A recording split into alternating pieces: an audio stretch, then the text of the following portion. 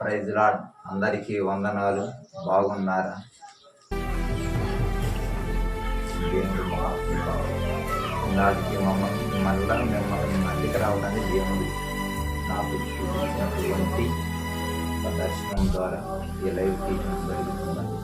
ఎఫెసీయులకు రాసిన పత్రిక 4వ అధ్యాయం 1వ వచనం. కాబట్టి మీరు సమాధానమును బంధము చేత ఆత్మ కలిగించు ఐక్యమును కాపాడుకొనుటకును శుద్ధి కలిగిన వారి ప్రేమతో ఒకరికొకరు సహించుచు మీరు పిలువబడిన పిలుపునకు తగినట్లుగా దీర్ఘకాంతమును కూడిన సంపూర్ణ వినయముతోను సాత్యముతోను నడుచుకుని వారును ప్రభును బట్టి ఐదేలును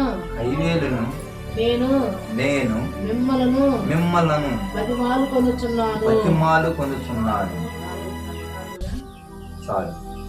దేవుడు మనకిచ్చినటువంటి గొప్ప ధన్యత ఏంటంటే, నన్ను వలె మీ పొరుగు వారిని ప్రేమించమని చెప్పారు. దేవుని మహాకృప, ఆయనకు మనకి ఇచ్చినటువంటి తలంపులు. ఒకటి, మనం ఎప్పటికప్పుడు ఆయన్ని వెంబడించుతూ నడవటం మనకి దేవుడు ఇచ్చిన గొప్ప భాగ్యం.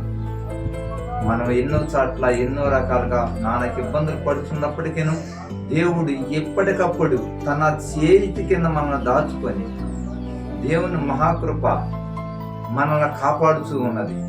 కష్టాల్లోనూ, కన్నీళ్లలోను, వేదనలోను, శోధనలోను, ఎన్నో గాఢంధకారమైనటువంటి శోధనలో ఉన్నప్పటికీ యేసయ్య మనల్ని నిత్యము మనల్ని కాపాడుతూనే ఉన్నాడు.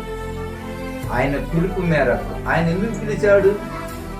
నన్ను వలె మీ పొరుగు వారిని ప్రేమించమని చెప్పాడు. అలా మనం చేస్తున్నామా? ఈ లోకంలో మనం చేసే మొత్తం వ్యతిరేకత, ఎదుటి వారిని ప్రేమించటం లేదు, ఎదుటి వారి పైన బురద తల్లటం, అది దేవునికి క్రమం కాదు. మనం ప్రార్థన చేయించుండగా మనం ప్రభువా నా కుటుంబాన్ని రక్షించండి, నా కష్టాల నుంచి తొలగించండి, మాకు ప్రతి ఒక్క సమస్య నుంచి మమ్మల్ని నడిపించమని అని చెప్తున్నాం. కానీ ప్రభువా నువ్వు క్షేమంగా ఉన్నావా, మా పక్కమటి ఇంటి వాళ్ళు క్షేమంగా ఉన్నారా, మా ఎదురింటి వాళ్ళు క్షేమంగా ఉన్నారన్న ఏ రోజు ఒక్క పూటని ప్రార్థన చేయడానికి మనం ఇష్టపడ్డామా? లేదండి. మన కుటుంబంలో సమస్యలే, మన అనారోగ్య సమస్యలు, పిల్లల చదువుల నిమిత్తం, పిల్లల పెళ్లి నిమిత్తం, మనకు ధన నిమిత్తం ప్రార్థన చేస్తున్నామే తప్ప ఎదుటి వారి గురించి ప్రార్థన చేయటం మనం వెనకబడిపోయి ఉన్నాం. ఇప్పటికైనా మేలుకోనండి. దేవుని పట్ల భయభక్తులతో, దేవుని పట్ల విధేయతతో మీరందరూ కూర్చొని ప్రార్థన చేయటం మరవద్దు. మనం ఈరోజు లాస్ట్ దినములలో మనం కూర్చొని ఉన్నాం. ఎప్పుడు మరి అంతకాలం సమీపిస్తుందో తెలియదు. ఇవాళ ఉండవాళ్ళు రేపు ఉంటలా. ఇప్పుడు సూచనది మనం నిమిషంలో మనం చూడలేకపోతున్నాం. మన మధ్య ఎంతో మంది కనపడుతున్నారు. మరలా సాయంత్రానికి ఎన్నో దుర్వార్తలు, ఎన్నో వినరాని సంఘటనలు వింటున్నామండి.